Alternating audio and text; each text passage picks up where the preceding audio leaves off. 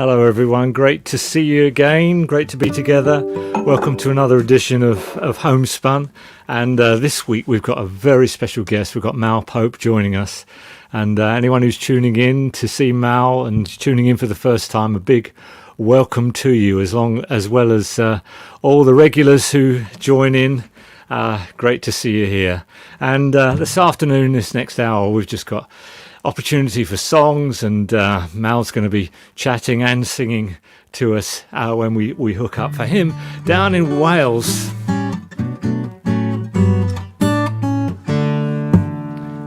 God is my refuge and my strength and ever-present help in times of trouble. God is my refuge and my strength and ever-present help.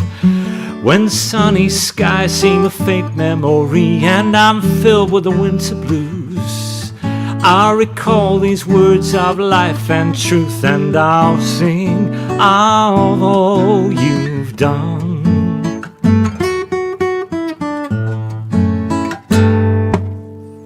God is my refuge and my strength and ever-present help in times of trouble. God is my refuge and my strength and ever-present help.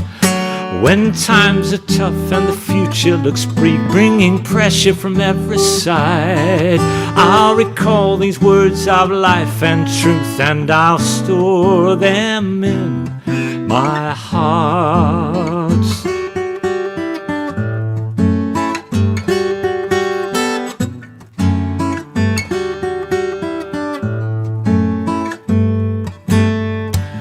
I'll sing his praises, remember his mercy every day.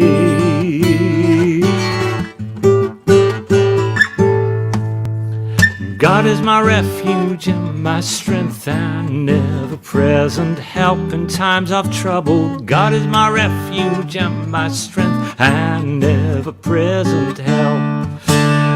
God is my refuge and my strength and ever-present help in times of trouble. God is my refuge and my strength and ever-present help, and ever-present help.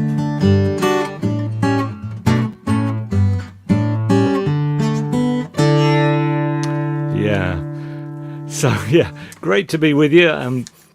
I know there's some regulars who can't be with us today. We've got Chris Milner and John Hurst, who are up at the Great Northern Folk Festival. I believe Chris actually is comparing and singing some songs, so that's great to know that. And Viv Stevenson, I know you're there.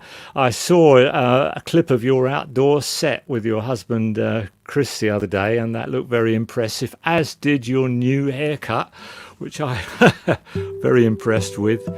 Good news about Kath Wilkie, who had her scan result, a positive result for that. That's great to know, Kath, and so pleased to hear your news. And I just want to give a shout out to Chris and Von, who do a similar kind of live stream and been doing it for some while. But Chris has just had a triple bypass and recovering from that, and Von has just had a triple bypass. Sorry about that, Chris. Our thoughts go out to you as you recover from that. But welcome to another edition of Homespun. It's really just an opportunity to come together, to connect, to be together, and songs and music are such powerful things. I heard someone say recently, they don't listen to music, they feel music, and it certainly is true for myself. Music impacts us in powerful ways. I think it was St. Augustine who said that he who sings to God prays twice. They pray the words, but they also pray out the melody. And there's something about the fusion of words and music that is so powerful. And today it's a safe place just to chill out, be together. Whether you're the weary or the weary, you're most welcome, because we know that God accepts us as we are. We come to him not on the basis of what we can do, but on the basis of who he is. It's not about our works, it's about what God has done. The words and promises I make can never take me to that place where I deserve to know God's favor. Though I went searching for the truth, I never really understood. I thought I earned grace through my labors, but now the light has dawned.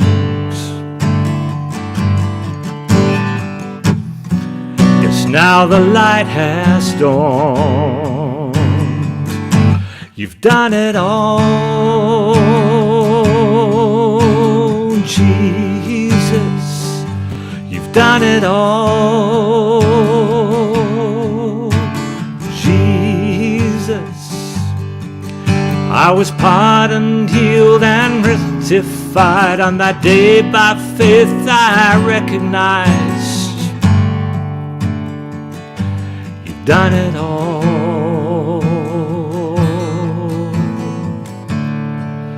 Words and promises I make would ever take me to that place where I deserve to know God's favor.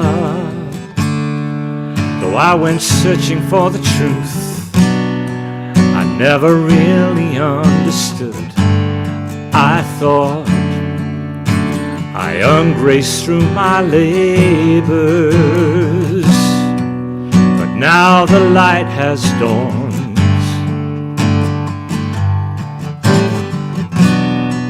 Yes, now the light has dawned. You've done it all, Jesus. You've done it all,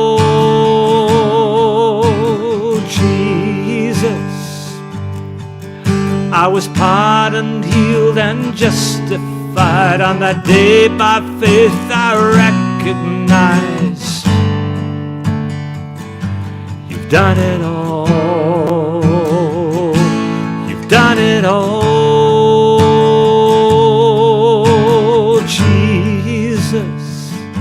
You've done it all, Jesus.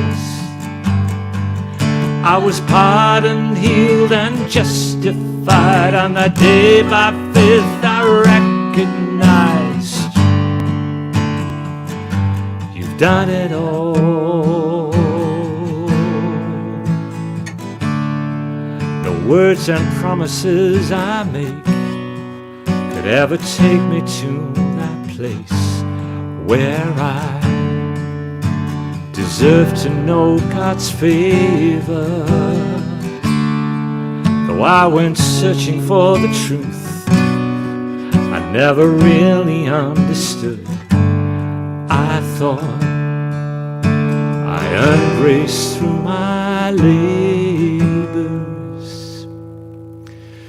And yeah, that's it. So often we try and we struggle to find God, but he's actually right there if only we will open up and receive him. It's not about struggling, it's not about striving, it's not about attaining. It's simply about receiving. Open up in our hearts. And we're going to be hearing from Mal in just a short while. Mal is in Wales, and whenever I go to Wales I hear this amazing singing that takes place, and there's a song I always sing which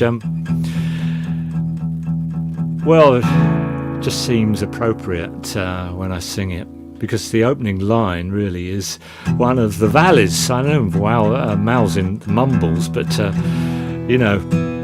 they all sing it with great gusto. There's something about Welsh singing, and I'll just sing it through before I introduce Mal to us.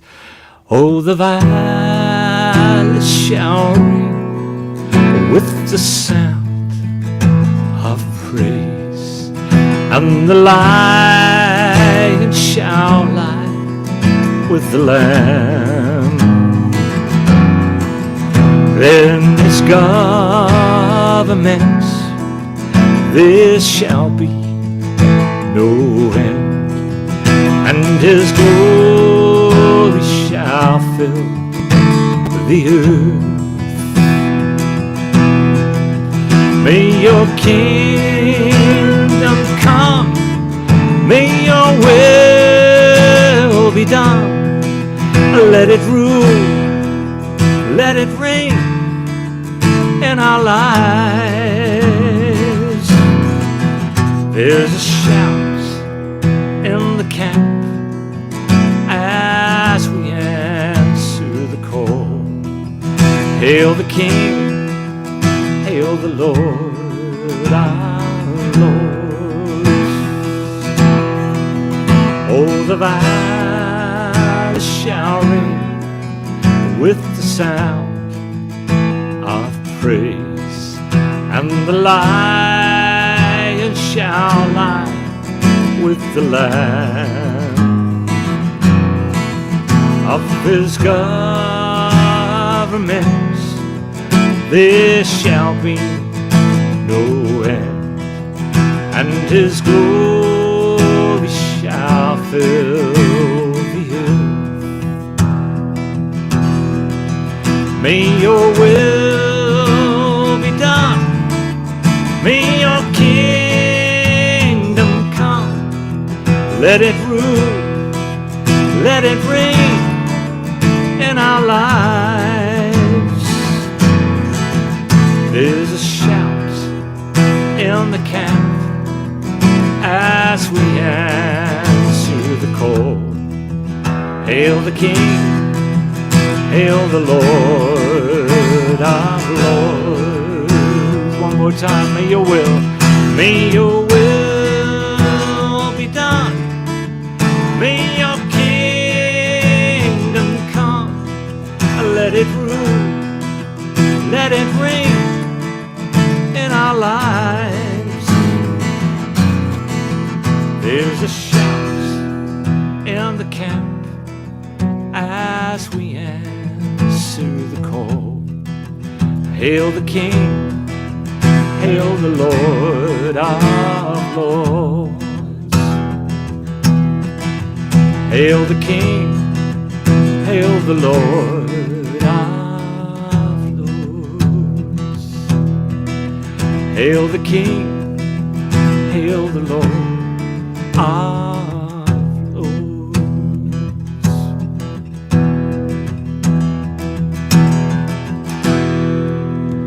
Yeah, hail the King. Thanks, Pat, for those words going across the screen.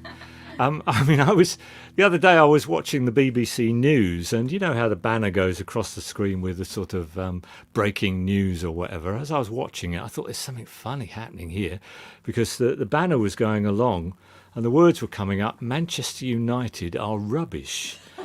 And then I couldn't believe it. And then I saw this other sign which is coming up. There will be rain all over the United Kingdom today. That's the weather report. I thought, this is very, very strange. And I discovered, actually, that the presenter had to give an apology a few days later. He said, if you were watching that news broadcast, he said what it was, well, their official verdict of it, this was the official story, was that there was a trainee who was learning how to operate the system and didn't realise it went up. I am a bit more suspicious than that. I think it was someone messing around backstage, but there we are. But we don't get that with you, Pat. We get accuracy. So thank you so much. Well, it really is my privilege to introduce to you multi-talented singer, songwriter, broadcaster, presenter, writer of musicals, all sorts of stuff. Mal Pope, coming to you live from Wales. And Mal, it's great. Well, please welcome, Mal. Yeah, there you are. It's a very good afternoon. Mal, it looks like... It looks like you're sort of in sunny Mallorca or somewhere. Where? This is just the place I live. That's the Mumble's Head behind me there, just there. That's the Mumble's Head. And the day today is from the very moment I woke up. I had to do a very early morning radio program for the BBC, so I was up at 4:00. Oh my! And the sky broke across the bay, and the artist had his best colours out this morning, the reds and the peaches, and it was fantastic. The birds were singing, and I'd just come back from the beach. Wow. So I had a lovely time down the beach paddling. And so two reasons. One, I know that obviously Pat's family, I'm not sure, well, you do know this, Pat's family come from the Mumbles, the Batcups. Yeah. So I've been doing a little bit of tracing down. I found a number of Batcups. We haven't put the full connection together yet, but that's one reason. The other reason is it's a green screen, and behind that is my studio. It's a complete mess. And I know that if my mum was watching, she'd be very disappointed with me. So I thought I'd tidy it up and put the Mumbles there instead. Well, it's funny because last time we chatted, it was a reversal of roles. You were actually interviewing me, yes. And today it's fun to be chatting and conversing with you. And Mal, we were talking about. I was talking about Welsh singing, and you come from that heritage, don't you, of singing in the chapel? Is that where you really first started? Gospel Hall. I just wanted to say you're on this screen. I'm not purposely looking the opposite way, but you're on my screen over here, so that's why I'm looking this way. Yeah, that's all right. I'm trying to ignore you. Yeah. It's very much rooted, and a lot of it is down to the way we talk. I remember when I used to go to university, having been on holiday, the guys would say, "Oh, he's sing-songing, talking again," but that is the way we talk in this part of the world. I often say I speak Welsh, but through the medium of English. So the rhythms of the Welsh language are still very much in the culture. And of course, the hymn singing, the Welsh revival, Evan Roberts was once asked, would the revival go to England? And he said, well, can they sing? Yeah. Because it was a singing revival. But I was brought up in a little gospel hall. And in that gospel hall, the Plymouth Brethren, they didn't have instruments in the morning services, so we all sang in harmony. Uncle Dan would be at the front. Somebody'd call out a hymn, he'd pitch it, we'd sing it, and from a babe in arms, I would start finding my place in that 4-part harmony. Yeah, and it seems to have stood me in good stead ever since. The hymns were, Guide Me, O Thou Great Jehovah, all this Calon Lan, those really, seminal Welsh hymns, but also Sankey songs and solos. A lot of them had been nicked from the music halls or from other places, and Christian words had been put to them. They were just fantastic songs. The great verses, and then you get to the chorus, and it would go up another level. So, very much that tradition. And if I'm honest, I denigrated it for a long time. It reminded me of Sunday afternoons, my grandmother's Welsh teas. And then suddenly I realised when I grew up, it's amazing when you're 16, your parents know nothing. By the time you get to 21, you can't believe how much they've learned in the last 5 years. It was a bit like that for me with Welsh hymn singing and my heritage. Because I looked, I'm sure like you, to Simon and Garfunkel and to California for Elton John and all that. But then I suddenly realised actually there's there's gold in them hills, in those valleys. Yeah, absolutely. And the sound is incredible for someone coming, I notice it as I travel around Britain. You go to Wales, you hear that sound.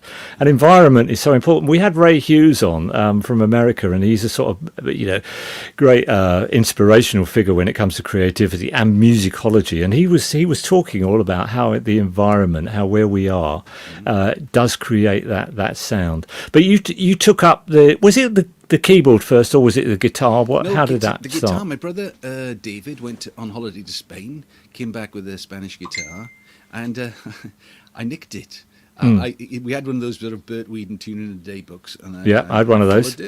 Followed it. Yeah.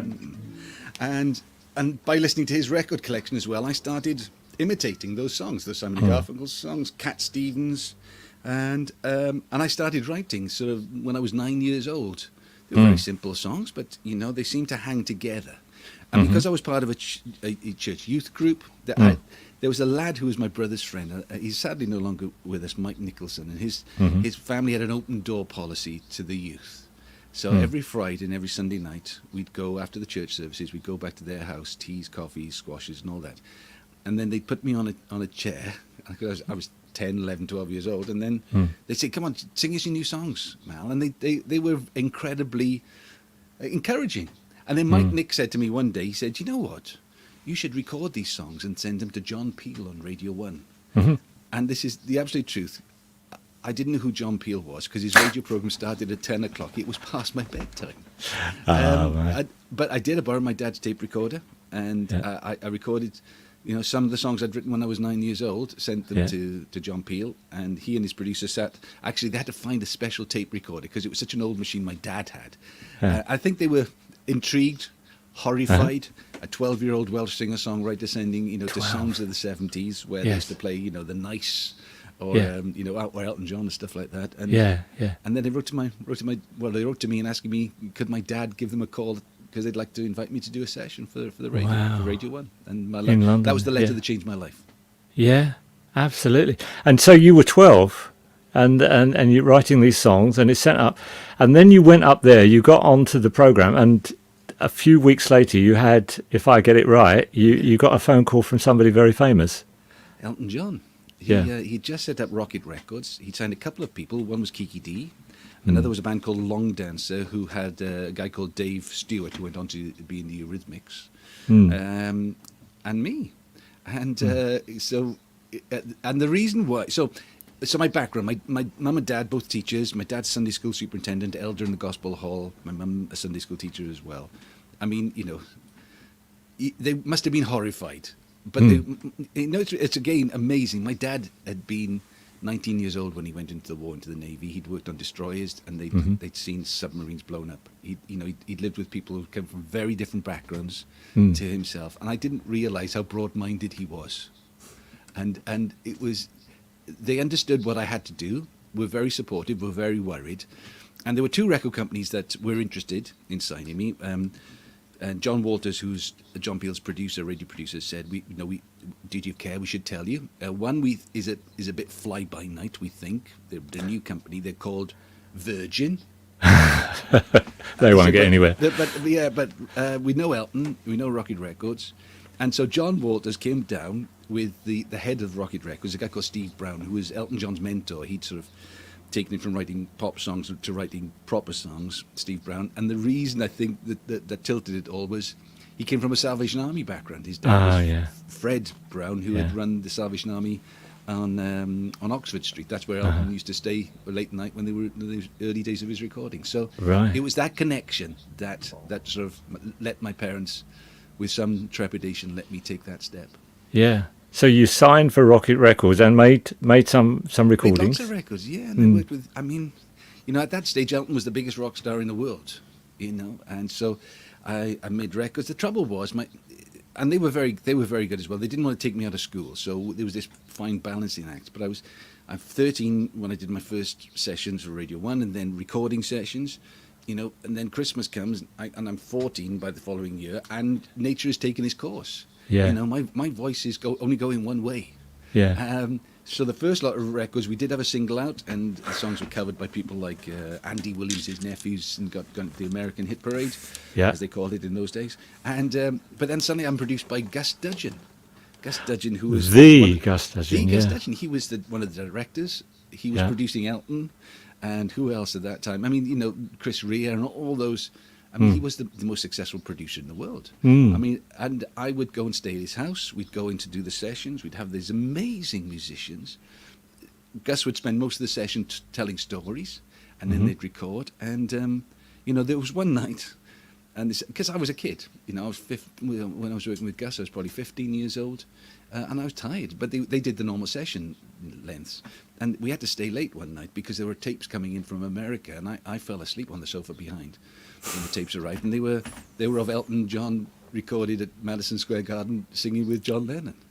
So I was there when they started to mix it, but I wasn't there because I was asleep. So it was in that, and then finally Elton became my producer, and that was sort of, that's ludicrous, isn't it? Yeah.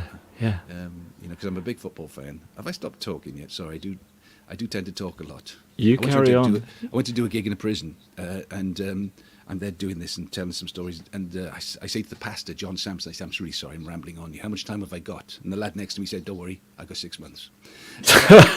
We'll be done by 5. You know, but so you know, I love football. So Elton, I used to go on training with Watford Football Club. You know, stay at the house, play the beauty of football. And just before these sessions at Abbey Road, he got me tickets to the FA Cup final, Manchester United versus Liverpool. Then I went to stay at his house that weekend, and I came back the following weekend. I walk into Abbey Road Friday afternoon. I get a train early from Swansea, take the day off from school. Fantastic. I walk in, and there's Elton John, a guy called Brian Moore from On the Ball. Oh yeah, them is Eric Morgan.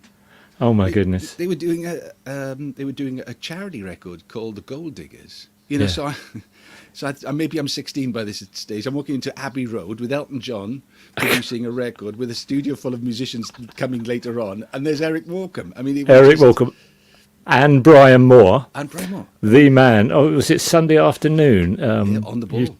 On the Ball. Oh, yeah. Fantastic. I watch it all the time now on ITV4, the reruns, like standing over all the teams. Those pictures, my goodness. Yes, right. Of course, you're Swansea City, aren't you? You're a big Swansea City fan. That's your thing. Yeah, the interesting thing is Wales is, I mean, divided along lots of different lines as most countries are, I suppose, but rugby or football, and I'm a soccer man, as the Americans go. So I'm a football man, and always have been. Yeah. And I used to play a bit. Dave, I used to play a bit before my knees went. But I loved that, and I'm very sort of involved with Swansea City Football Club now. So I made a feature documentary about their rise from the bottom, you know, from nearly going out of existence to the top of the Premier League. They got to top, I think it was number 8 in the charts. The year we released the film. So. And I look after one of the lounges now, so I meet and greet people and say welcome. Oh, right, yeah. So there you are, as a young lad, you sort of started writing songs, and Elton picks you up, and you start. That starts you on a trajectory of music, and has it been plain sailing ever since? Oh, totally. You know, it's been. You know, what they say, madness is doing the same thing you expected a different result. I must be crackers. You know, next year's my 50th anniversary of signing that record deal. And, you know, I've always been it's amazing, I've been in exactly the right place at probably exactly the wrong time. You know, by the time I was making records with Elton John, it was coming to late 70s, and I'm still a singer-songwriter, and suddenly the world's gone punk. Yeah. You know, I went to university, and I didn't want to. I wanted to go to London and be a musician, but my parents said, you know, you've got to do this. So I went to university, and by the time I come out, I mean, by that stage, I was managed by Harvey Goldsmith. You know, he was managing me, Billy Connolly, and Van Morrison. Oh, well, and the Who at some stage as well, wasn't he? Yeah, he did. And he did all this I mean, when I was going down from university and, you know, seeing Bruce Springsteen in concert and having, you know, VIP tickets and all that. But, you know, there was no point in fighting. The world was going punk, and I was completely out of date with what was going on. So, but I've never stopped. I've never stopped sort of believing. And, you know, maybe I should. But it's what I do, isn't it? What am I? I mean, it's what you do, what you were born to do. Yeah. I keep on thinking. But, you know, if I'm wrong, I've been wrong for a very long time. Well, Matt, let's hear let's hear one of your songs. Yeah. I think that's a great landing point for that. So this is a song inspired by the view from my parents' bedroom. It's the room that I was born in twice, and my mother was there on both occasions. My parents, well, massive influence, but the other influence was my grandmother, Mavanwi Hopkins. 4 foot tall, 5 foot wide. She played the pump harmonium in our little gospel hall. She'd lived through 2 world wars and the 30s depression, and she always used to talk about the good old days. Life's all about perspective. So the view from my parents' bedroom was Kilvey Hill, a hill that had been destroyed by the copper industry of the 17 and 1800s. And in the 1960s, as I was growing up, it was just starting to grow again. But the other thing I could see were chapels, a land of chapels. I see the buildings cluttering the skyline, built by miners on a pittance of pay. They work together, never on a Sunday. That was not their way. was always empty. Bethel's boarded up. New silo silent nearly every day, except for Tuesdays, when the sisters gather for ladies meet to pray. Talk about the golden days. Tell me, doesn't the sun still shine? Tell me, isn't the air still free? And these are golden days, if we still believe. Now my father, he was brought up in a little village called Pontree-de-Ven, famous for a number of people. My dad, Richard Burton, Ivor Emanuel. And my grandfather, Glyn, used to work as a bacon hand in Lipton's down in Neath. And every night my dad would wait for his dad to come home on his motorbike. I talked to an old man about his father, waited with his mother for him every day. He worked at Lipton's on the bacon counter, but days just fade away. Yeah, I think about my own kids waiting for me as I come home at the end of the day. Their smiling faces, nobody's told them what all the papers say. These are their golden days. Tell me, doesn't the sun still shine?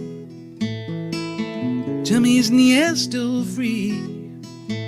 And these are golden days, if we still believe. So travel onward with your journey, but just remember, keep your eyes on the sky when they tell you, don't you believe them? It's never do or die. These can be golden days. Tell me, doesn't the sun still shine? Tell me, isn't the air still free? Tell me, isn't the world still mine? Just like it used to be. And these are golden days, if we still believe.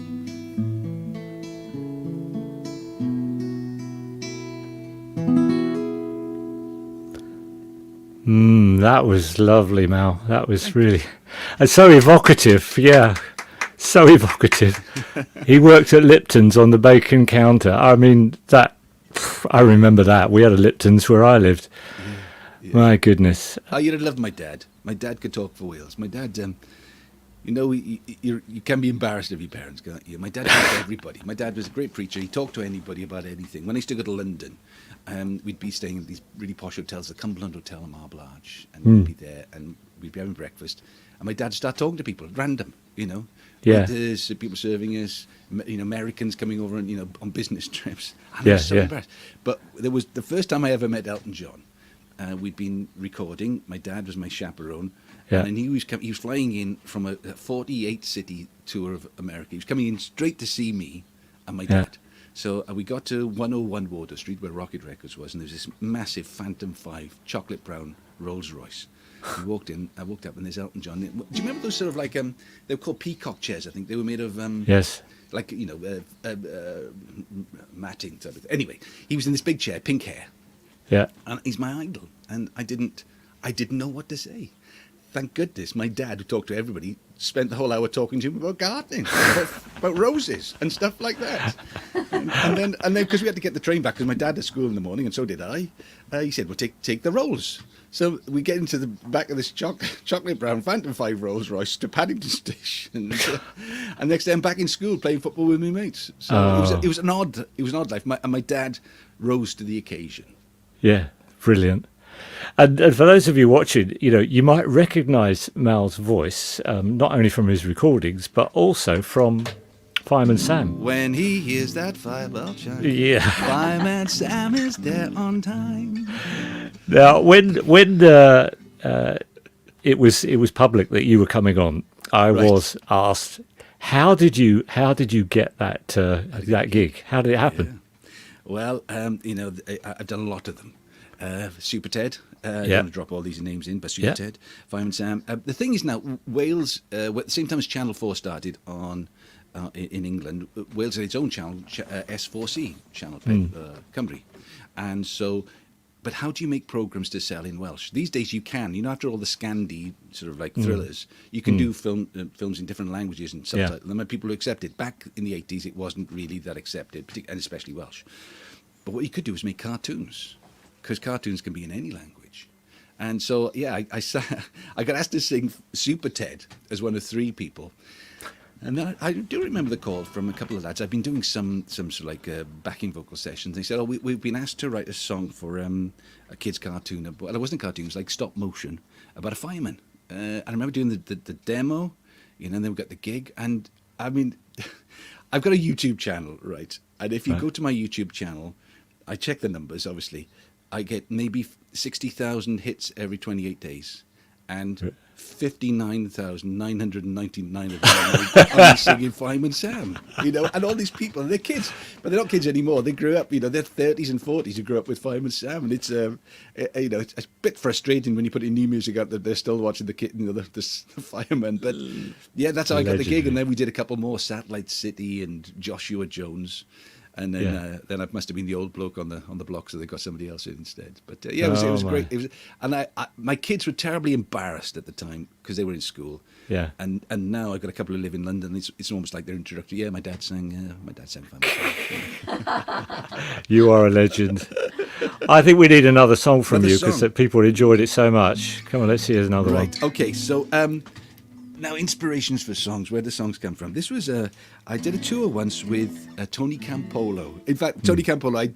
When I do some concerts, I quite often do the whole thing about Fireman Sam, and he couldn't believe in the concert the whole audience, well, congregation or whatever you want to call it, all sang along. Fireman, yeah, everybody knows Fireman Sam. We went on to Brighton Pier, and they actually had a Fireman Sam van. You put your money in, and I said, "Well, Tony, that's the van."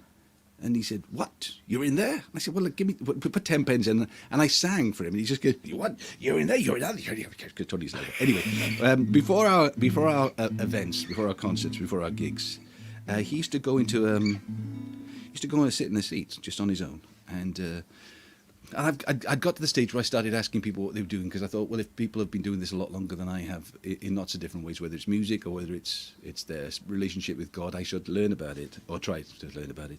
Yeah. And I said, "What are you doing?" And he said, I'm breathing Jesus in, and I'm breathing Jesus out, to get myself into the right place to speak to people. So it's a song called Breathe.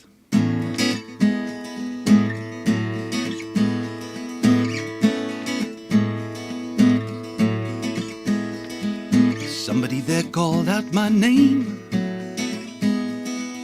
turning my scream into a whisper. And you took my hand and you led me home. You said I'd never be alone. So what am I really doing here? Where am I gonna find an answer? 'Cause the darkness just keeps rolling in, and I just don't know where to begin. So I just breathe, say your name as I breathe in, call for the comforter to come, to hold me up and make me strong. And I just breathe, say your name as I breathe out. Talk about you in my sleep, and I'm asking you, my soul to keep. And I just breathe. Maybe the message wasn't clear, maybe I wasn't really listening, but inside I know I wasn't wrong.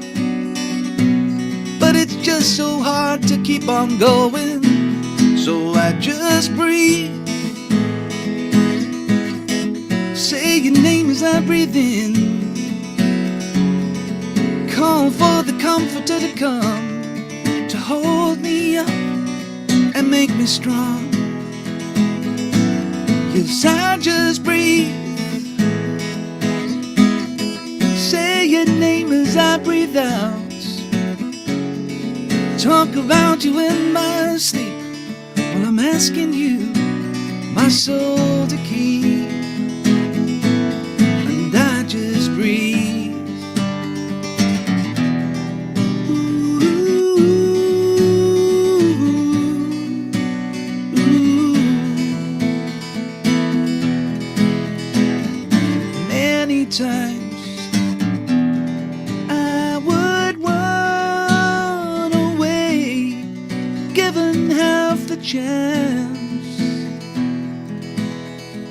Somebody said you would open the doors. I'm just praying it'll happen quickly, as the Furies fight to feel my peace. I'm just praying for that sweet release. So I just breathe. Say your name as I breathe out. Talk about you in my sleep. Well, I'm asking you, my soul to keep. 'Cause I just breathe. I just breathe.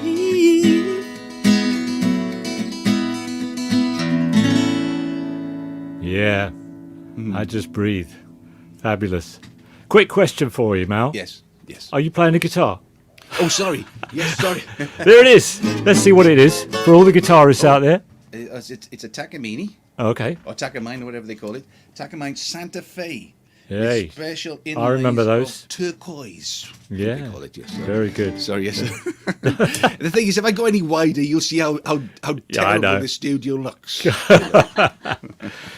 You see, not only do you sing, you present radio shows. You've been BBC Breakfast Wales for many years, but you've also written a lot of musicals. There's one you did about Tommy Farr, the Welsh boxer, Cappuccino Girls, and then there was Amazing Grace, which is all about the Welsh Revival. Why did you pick that about the Welsh Revival to do a musical?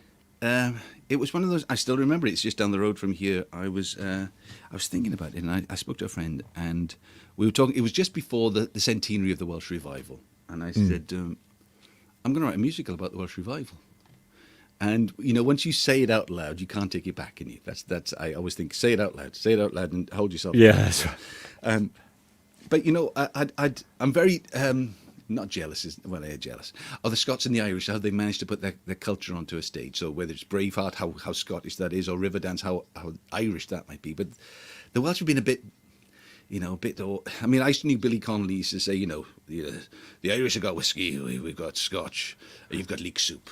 You know, and you know, there's always that.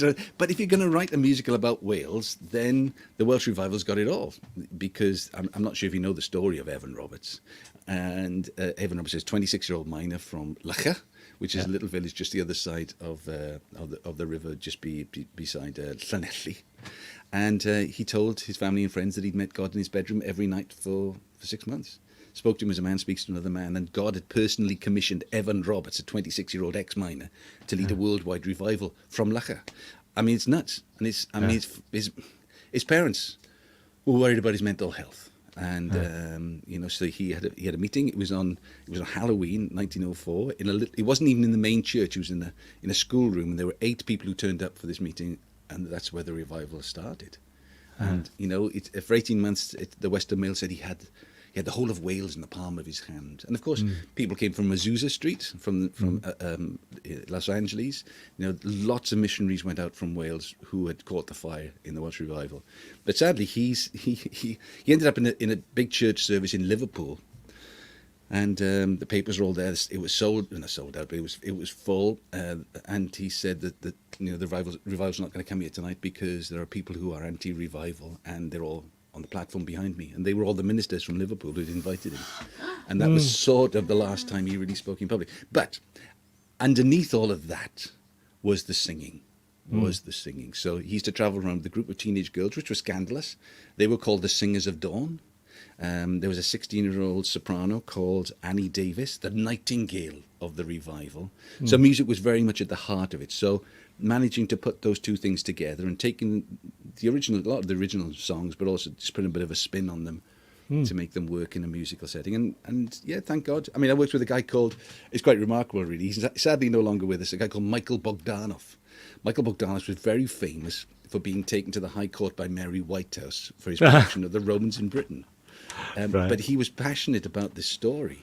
And we toured it a number of times, even selling out the Wales Millennium Centre for a week, which was the Fantastic. first time an Indigenous project had sold out the Wales Millennium Centre. So fantastic. and it's still there, where these are very expensive things to put on, but it's still there. So still dream big dreams. Who knows? And I guess I'm used to writing songs for an album, but for writing for a musical is a different stage production, is a different vibe, isn't it? It is totally different, and it takes a little while. And what I realised was actually with Amazing Grace, and I learnt my lesson in Amazing Grace, I wrote too many tunes. I wrote too many.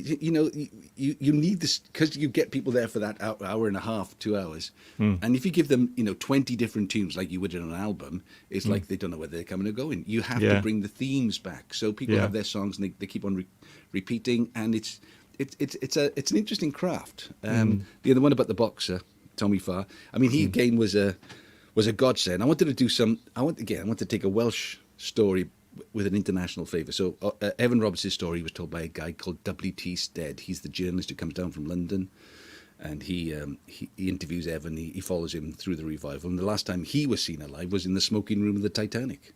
He'd gone to America to speak at a peace conference with President Taft. So he had that sort of gravitas. Tommy Farr fought Joe Louis for the world title in 1937, took him the distance. Did he win? He didn't. But he was Welsh, so he sang. So he went on tour with a group of singing mindness. He played the London Palladium and made records with George Formby. He was a gift. Yeah. But I learned having 20 people on stage and 8 people in the band and an articulated truck costs a fortune. So Cappuccino Girls, I had 5 people. Yeah, and it's much easier to make it work in a longer distance, long time. So I learned lessons. Still learning lessons even at this great age, Dave BLBROUGH. Hey, aren't we all? Well, I'm going to put you in the green room just for a minute because I'm going to sing something. Fantastic. And then I'll get you back to do another song. Yeah, I want to ask you about how you put that capo on the last song as well, because you only seem to be covering some of the strings. So maybe when you come back, I can just get your tips on that. I always find it fascinating. I mean, my calling primarily, I guess, is to church, but I find it fascinating when people have different callings in life. And Mal, obviously, with all his connections out into the world, which is a wonderful thing, and there's real importance and validity in that. So maybe I could just link it together with a little song, because I see Mal as an ambassador really for truth and for light, and this is a simple prayer.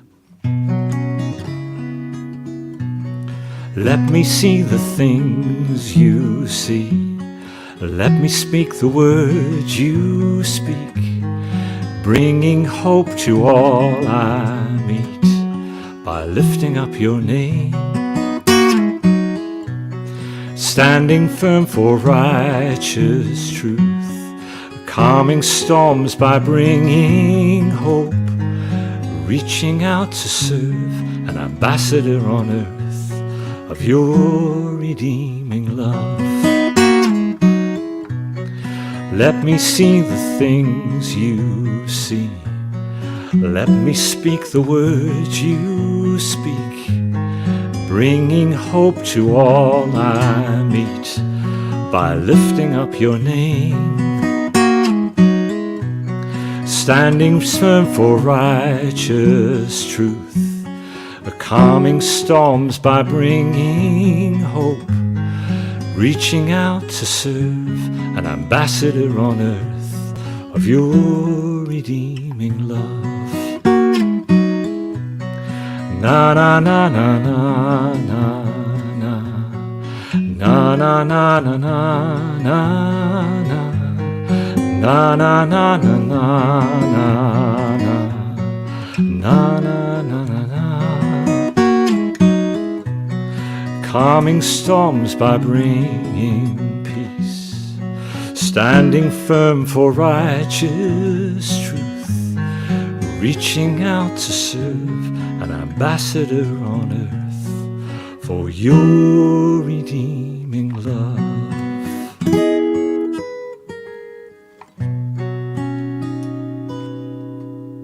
Yeah. And that's all what we're supposed to do, all just sharing the light and sharing the love wherever we are. Mel, you wanted to know about this capo. That's this one. Perhaps I'll finish with a song with this one. And it just holds down some of the strings, not all of them. Four of them. You played the other side of it, didn't you? You played this side. Yeah. Oh, yeah, I get really flash, yeah. I think I invented that. I've never seen anyone else do that, but you play the other side and it sounds good. I mean, sounds impressive. Well, I was. We get away with it. I'd like to. You just brought out another single, haven't you? Yeah, during lockdown, every artist you meet has got a triple album, hasn't they? But the way people consume music these days is so different. So I'm just releasing single after single after single. So I've got. I don't look old enough, but I've got 3 grandchildren now, Dave. 3 grandchildren, and I'm more and more concerned about the world that I'm leaving them. My generation, our generation had it all. Post-war, free education, free health, free everything. And I'm just wondering what...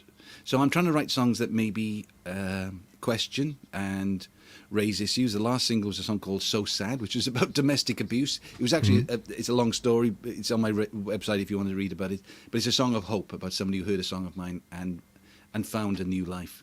And the new single is called The Border.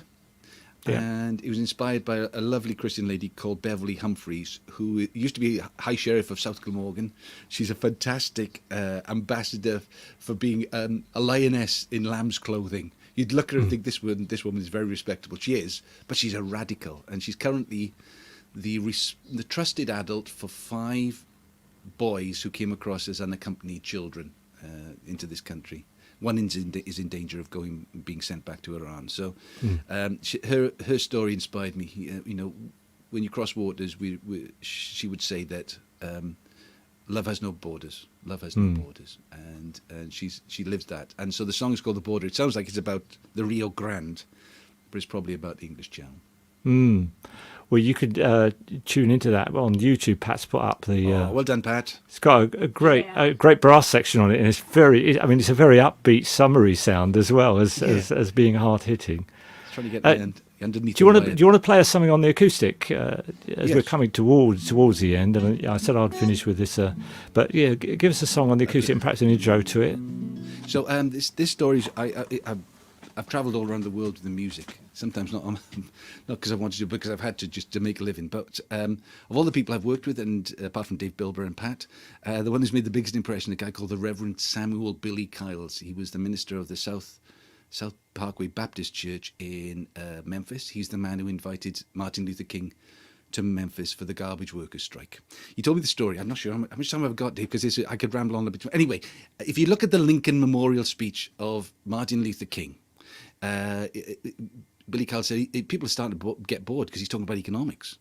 And then behind him is Mahalia Jackson, the gospel singer, who'd been with him a couple of weeks earlier when he'd been preaching in church. And she's worried about losing the crowd. She says, Martin, tell him about the dream. Tell him about the dream. And economics is important, but the dream is what people will remember. Put the guitar up a little bit. There you go. I've been thinking lately, this is the wrong way to live life. Hiding in the shadows, frightened by the chances that maybe someday I'll be laughed at by the ones who know. But what's the point in living if walls can break and hold us before we have the chance to really be free? Don't you be downhearted. We can make a difference if we just believe. I'm gonna dream out loud. I'm gonna try to say your love can conquer all. There's another way. I'm gonna take my chances.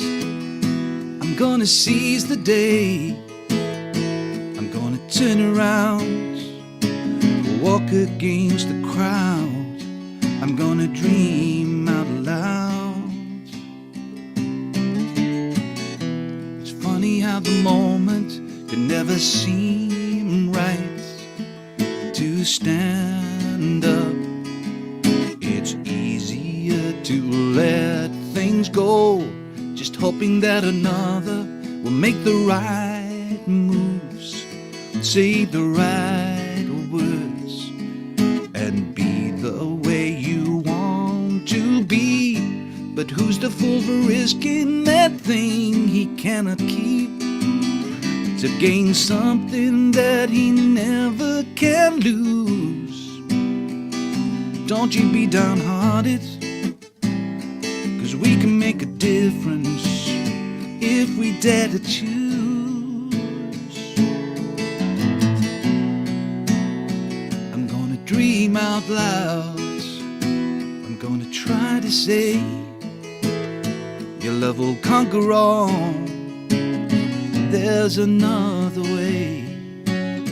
I'm gonna take my chances. I'm gonna seize the day. I'm gonna turn around, walk against the crowd. I'm gonna dream out loud.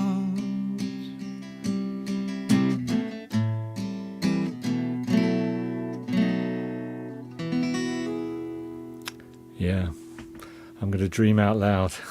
Powerful statement.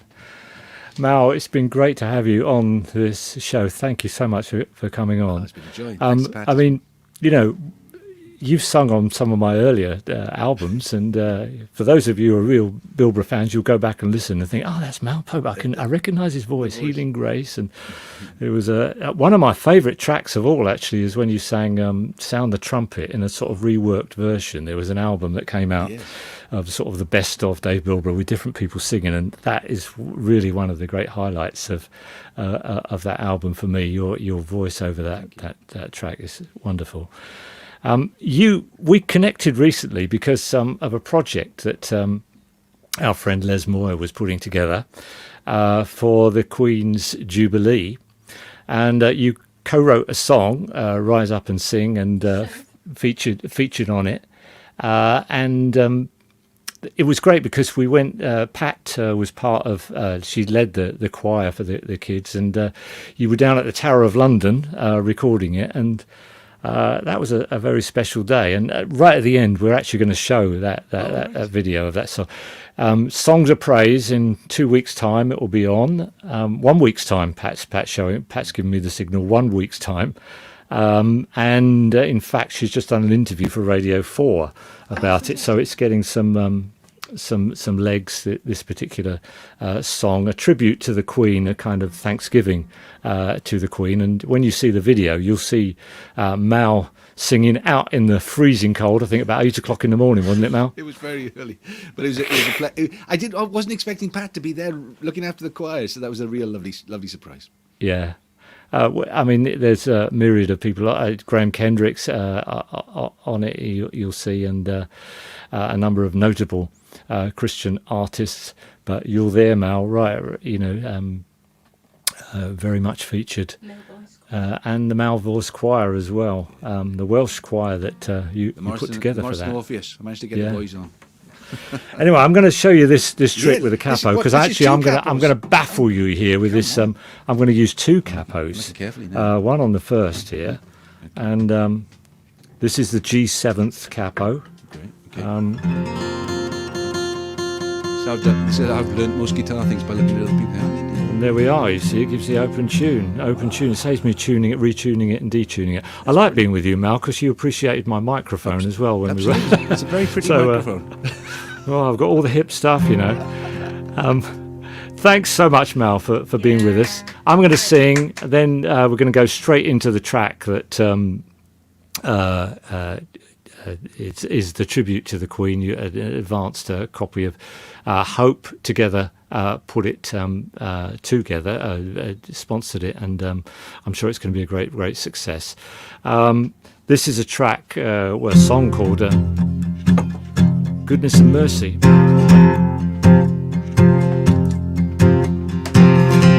I'm choosing to live by faith in the fullness of the promise of God, where there is love and peace, uncertain fountain of undiluted grace. Surely goodness and mercy shall follow me every day of my life. Surely goodness and mercy shall follow me every day of my life. By laying my fears and doubts at the altar of surrender to His ways, I'm finding hope and joy, an unstoppable fountain of undiluted grace. Surely goodness and mercy shall follow me every day of my life. Surely goodness and mercy shall follow me every day of my life. I'm learning to wait and trust in His wisdom when my plans don't come to pass. Believing through Christ, I have an unstoppable fountain of undiluted grace. Surely goodness and mercy shall follow me every day of my life.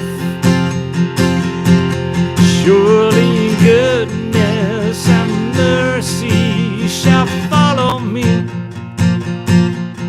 every day of my life.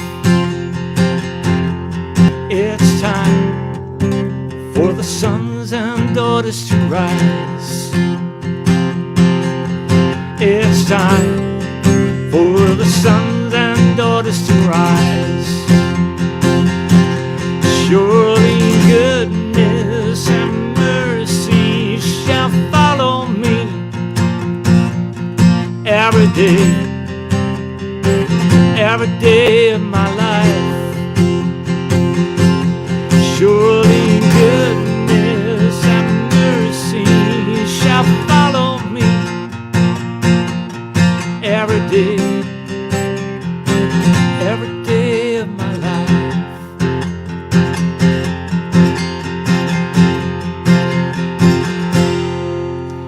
Okay, God bless everybody. Thanks for joining us.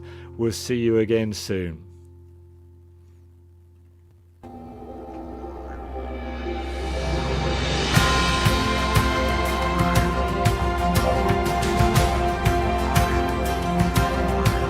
In this glorious year of the Jubilee, we give thanks for Her Majesty.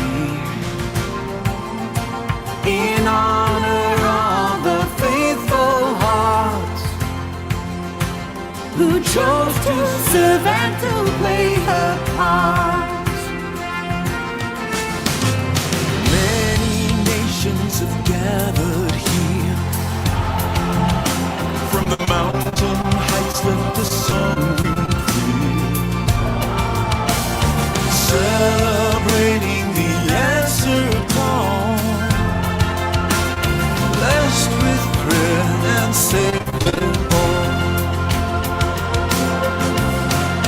Rise up and serve is the call we hear, with hope in our hearts, joining as one, making history. Let fanfare sound through this jubilee. Rise up and serve, thanking God for her majesty. May God's good grace be upon her now, to complete the task and fulfill her vow. May the trust in Christ she has held so long be the truth that burns brightly on. Rise up and serve is the call we hear, with hope in our hearts, joining as one, making history. Let fanfare sound through this jubilee. Rise up and serve, thanking God for her majesty. One hope, one vision, on many tongues, one song. From east to west, let's keep it burning on. Rise up, come on, rise up. Many tongues, one song. Rise up, come on, rise up. Let's keep it burning on. Jubilee is coming, everyone is singing. Rise up and sing the song. Jubilee is coming, everyone is singing. Let's keep it burning, keep it burning on. Rise up and serve is the call we hear, with hope in our hearts, joining as one, making history. Let fanfare sound through this jubilee. Rise up and serve, thanking God for her majesty. Kabisi,